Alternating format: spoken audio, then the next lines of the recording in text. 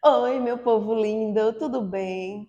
Nossa aula de hoje é sobre pronomes. E por ser um assunto extenso, eu decidi dividi-lo em dois blocos. Então, neste primeiro bloco, nós vamos estudar pronomes pessoais de tratamento, pronomes possessivos e pronomes interrogativos. Então, fique até o final do vídeo, porque essa aula está riquíssima, repleta de informações importantíssimas que vão fazer toda a diferença no estudo de assuntos posteriores, como colocação pronominal, coesão textual, correspondências oficiais ou redação oficial. Então vem comigo.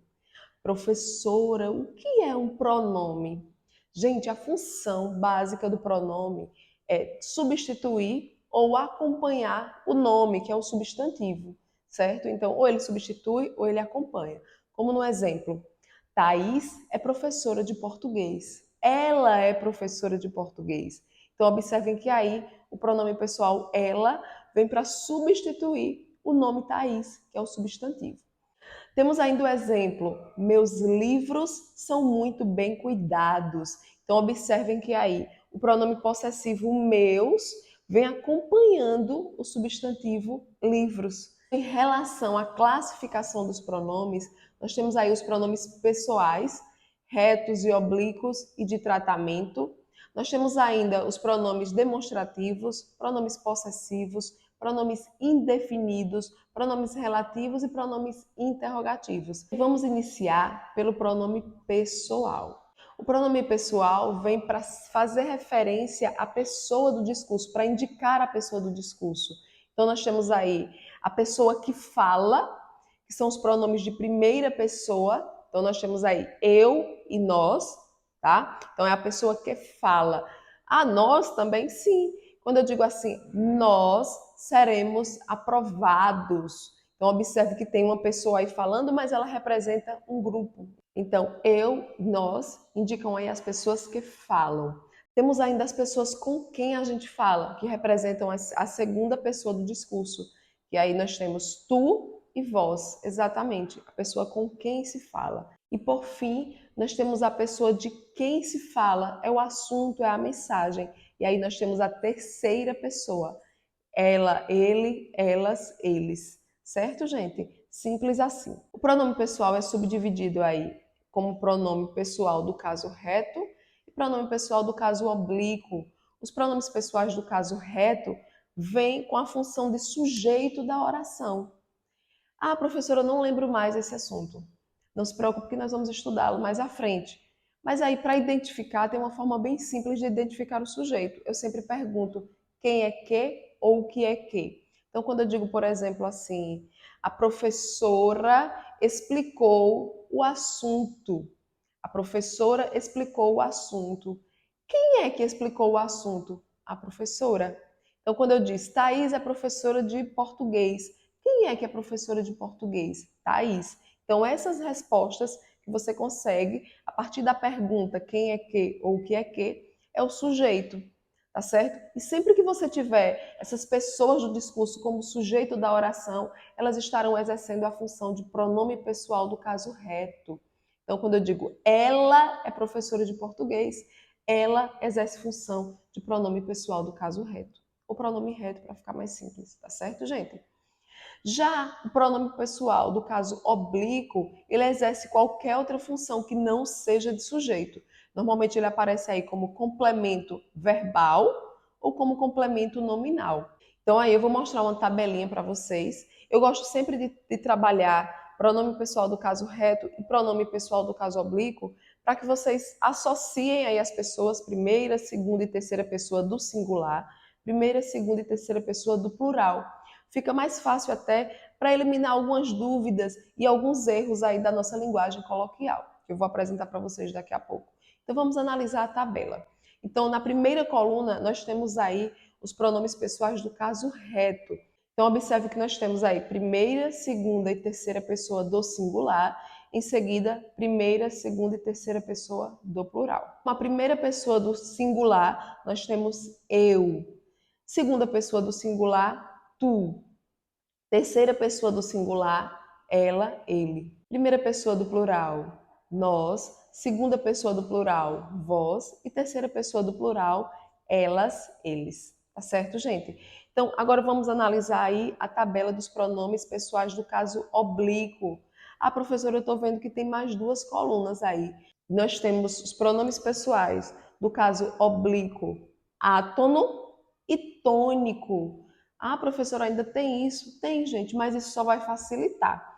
Inclusive, quando você identifica os pronomes pessoais do caso oblíquo, átono, você vai perceber que são eles que serão usados lá na colocação pronominal, tá? Sim, mas aí qual é a diferença entre os átonos e tônicos? Além da questão da tonicidade e tudo mais, nós temos a principal diferença, que é o fato de um ser precedido de preposição e o outro não. Então, os pronomes pessoais do caso oblíquo átono são os pronomes que não são precedidos de preposição. Já os pronomes pessoais do caso oblíquo tônico são aqueles pronomes que são precedidos de preposição. As preposições como para, de, a, por, em, essas são as principais que vocês vão ver aí com mais frequência nessa situação. Tá certo, gente? Então, eu vou aqui analisar com vocês a tabela. Então, vocês já sabem, os pronomes que estão na coluna dos oblíquos átonos não são precedidos de preposição.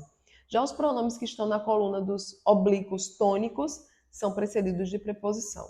Então, nós temos aí, em relação à primeira pessoa do singular, né? Reto, nós temos eu. Oblíquo, nós temos aí me, mim, comigo. Observem aí que a segunda pessoa do singular, no caso reto, é o pronome tu. E observem que a relação que ele tem aí é com o pronome te, ti, contigo, certo? Então nós temos aí reto, tu, oblíquo, te, ti, contigo. Terceira pessoa do singular, ela, ele, né, para os pronomes retos. Já a terceira pessoa do singular, do caso oblíquo, nós temos aí o, a, li, se, si, consigo. Aí observe que aparece aí ela, ele, né? Se repete. Ah, não estou entendendo. Calma, deixa isso aí que daqui a pouco a gente vai analisar, certo? Daqui a pouco eu explico isso aí.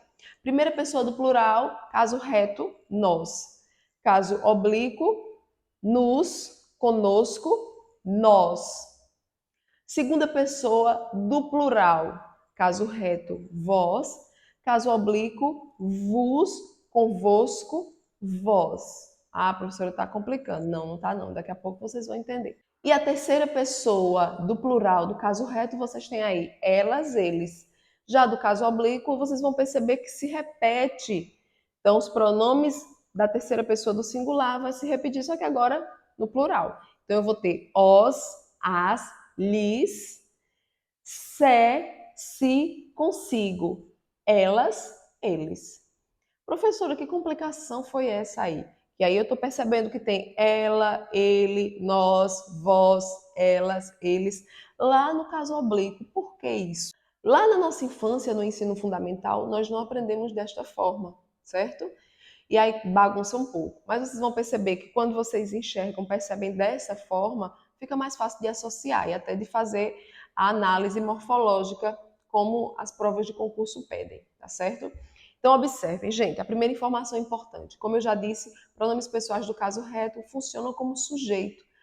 E aí, observem que os únicos que não aparecem lá no caso oblíquo são eu e tu. Por quê, professora? Porque estes dois pronomes só funcionam única e exclusivamente como sujeito da oração. Eles não têm outra função que não a de sujeito. Então, sempre que vocês o identificarem em alguma prova, eu ou tu, sempre vai funcionar como sujeito, tá? Em algumas situações vão perceber que o pronome reto também pode aparecer como predicativo do sujeito. Mas aí a gente avalia lá na frente quando estivermos fazendo a análise sintática, não se preocupe. Mas normalmente a função principal é de sujeito, tá certo, gente? A partir da terceira pessoa do singular e descendo a tabela até a terceira pessoa do plural, vocês vão perceber que eles estão tanto como pronomes retos como pronomes oblíquos, certo? Então eles funcionam tanto como sujeito quanto como complementos nominais, complementos verbais.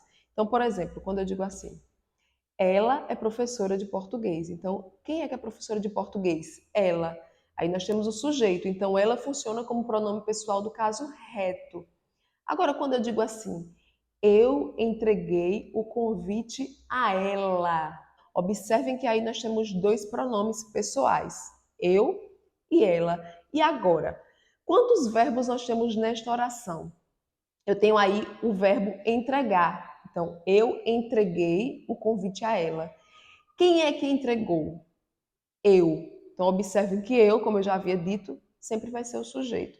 Se ele já está funcionando como sujeito do verbo entregar, lembrando que para cada verbo eu só tenho um tipo de sujeito. Então, nesse caso, se eu tenho um verbo e eu já identifiquei aí o sujeito, que no caso aí é o pronome pessoal eu, né, do caso reto, eu, então ela não pode ser sujeito também da oração. Então, ela não pode funcionar como sujeito aí do verbo entregar.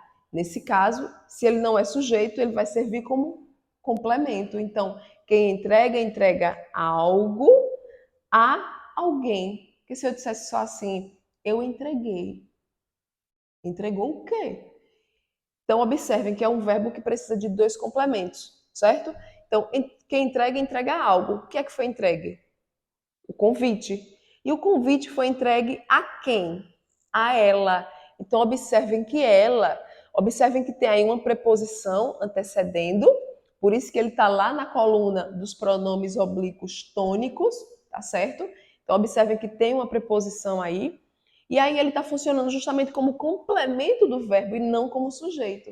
Então, este pronome não pode ser pronome pessoal do caso reto. Então, ele vem como pronome pessoal do caso oblíquo. Lembrando que esses pronomes, ela, ele, nós, vós, elas, eles, quando funcionam como pronomes pessoais do caso oblíquo, sempre serão oblíquos tônicos. Significa dizer que sempre serão precedidos de preposição.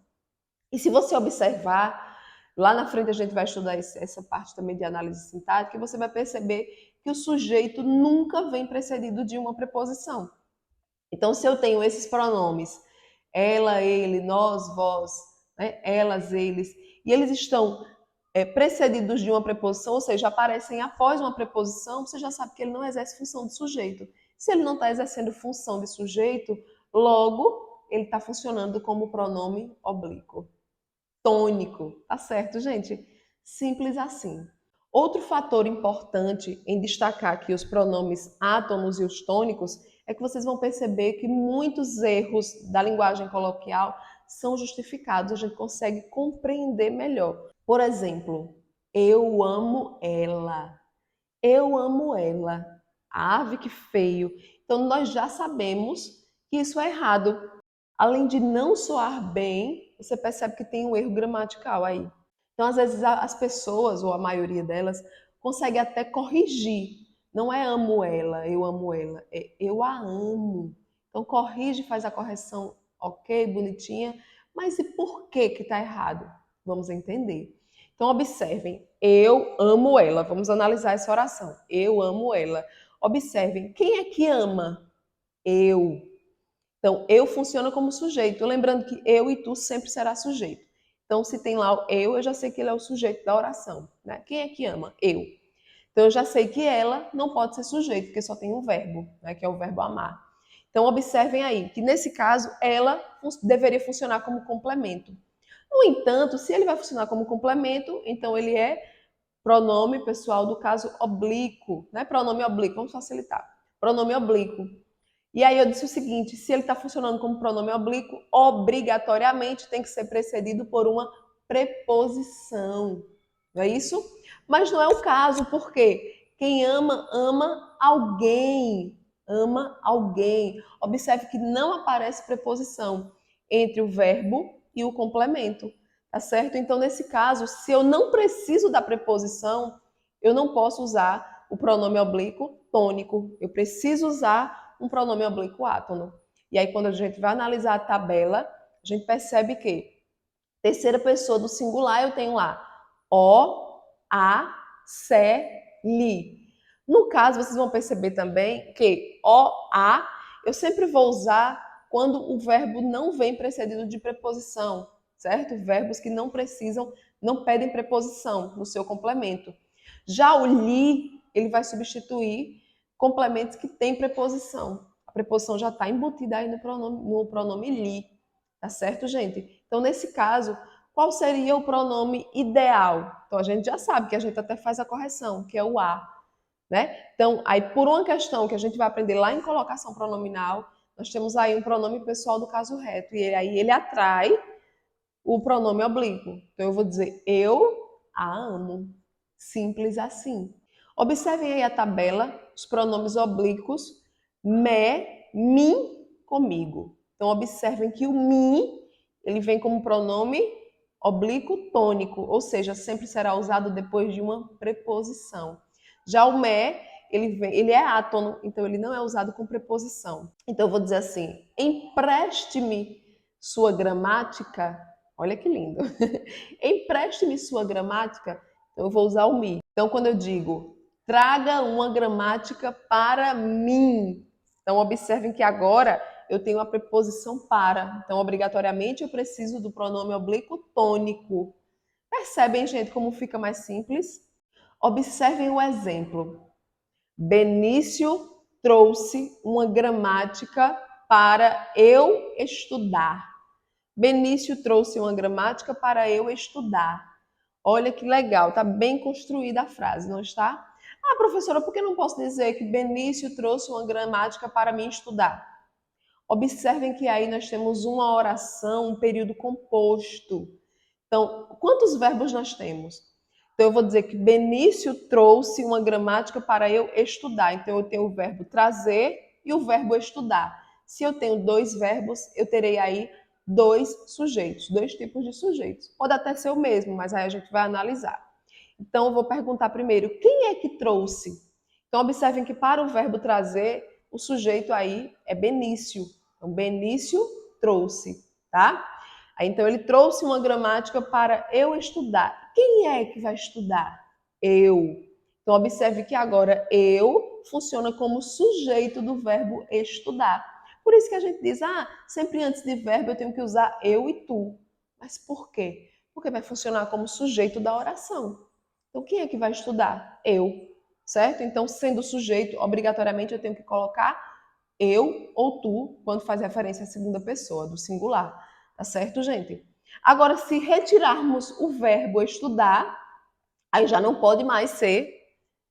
Agora, se retirarmos o segundo verbo, que é o verbo estudar, então eu só terei aí um verbo, uma oração, logo um sujeito. Então, Benício trouxe a gramática para mim.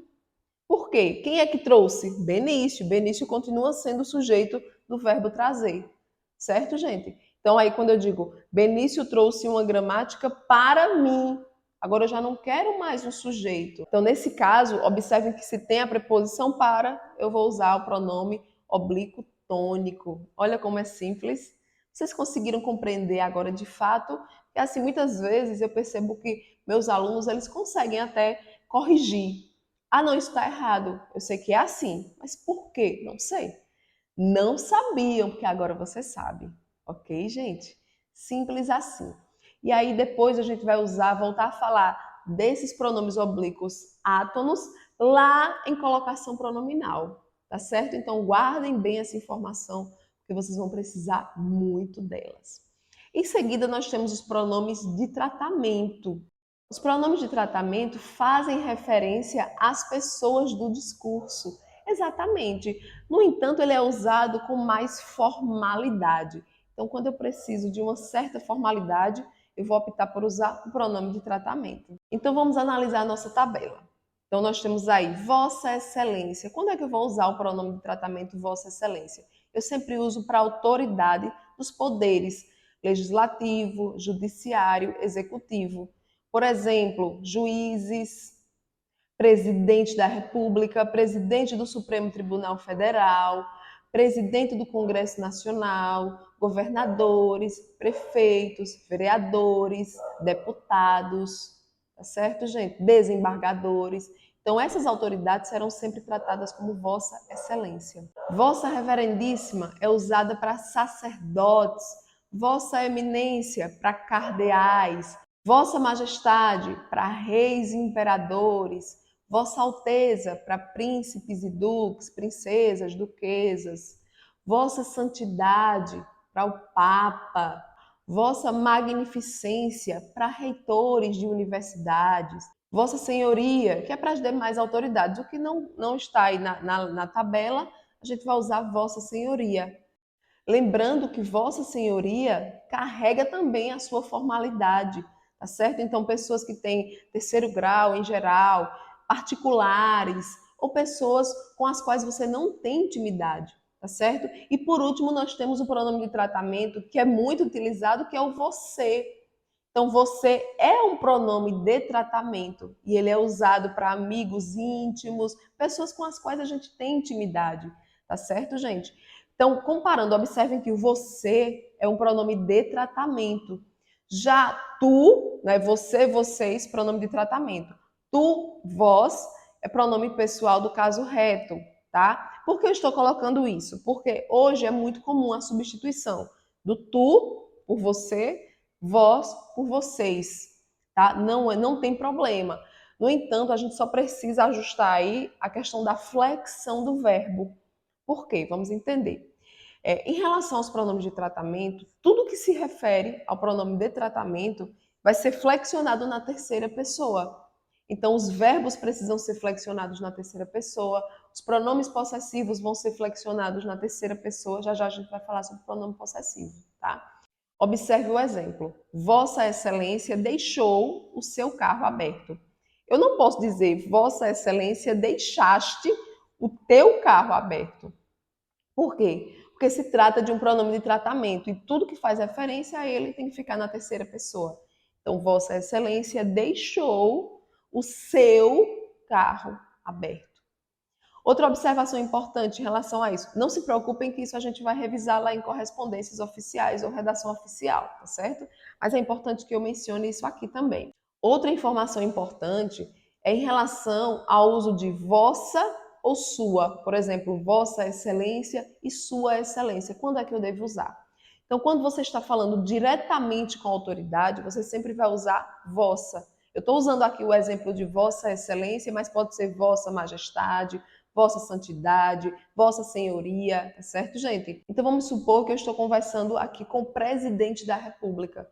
Então sempre que eu estiver me dirigindo a ele, eu vou usar o termo Vossa Excelência. Então eu vou dizer: Vossa Excelência participará da reunião semana que vem. Por quê? Porque eu estou falando diretamente com a autoridade. Agora, vamos supor que eu estou conversando com uma terceira pessoa, certo? Com uma outra pessoa sobre a autoridade, a respeito da autoridade. Ela é o assunto. Então agora eu vou usar Sua Excelência, Sua Majestade, Sua Senhoria, tá certo? Então vamos supor que eu estou conversando com o secretário do presidente ou com a secretária do presidente. E aí eu vou dizer: Sua Excelência participará da reunião semana que vem. Simples assim. Não erre mais. E aí nós temos os pronomes possessivos.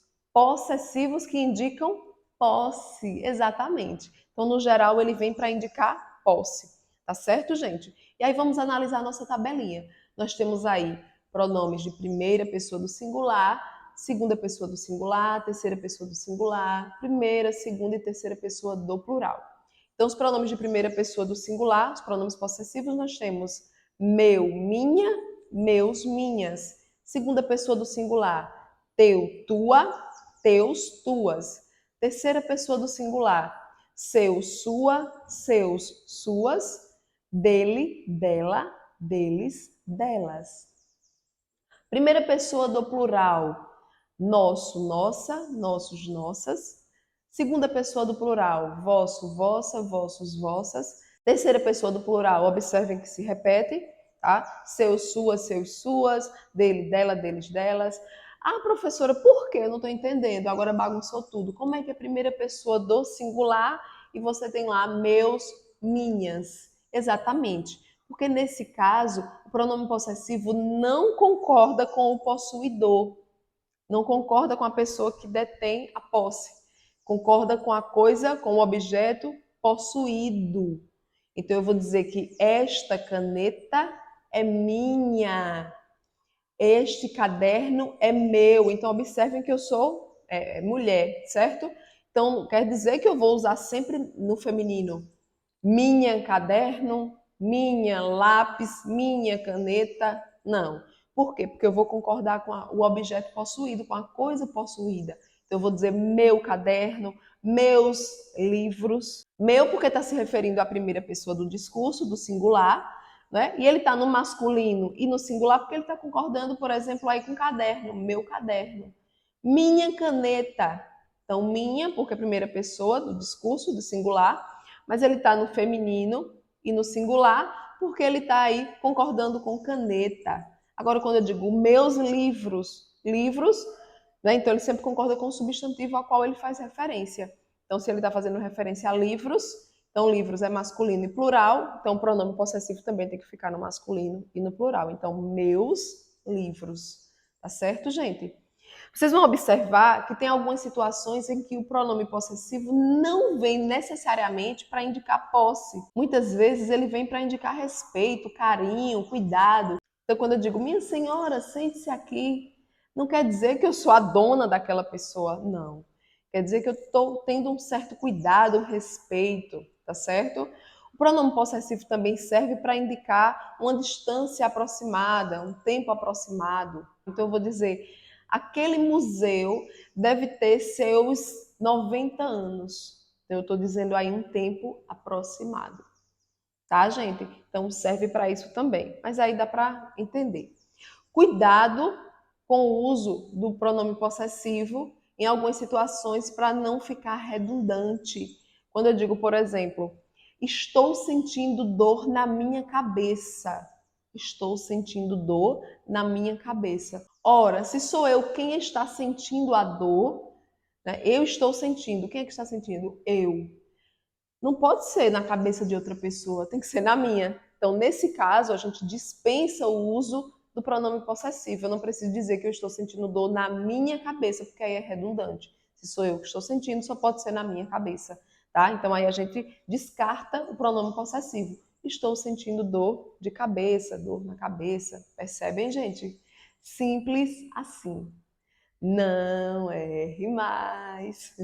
E para finalizar, nós temos ainda os pronomes interrogativos.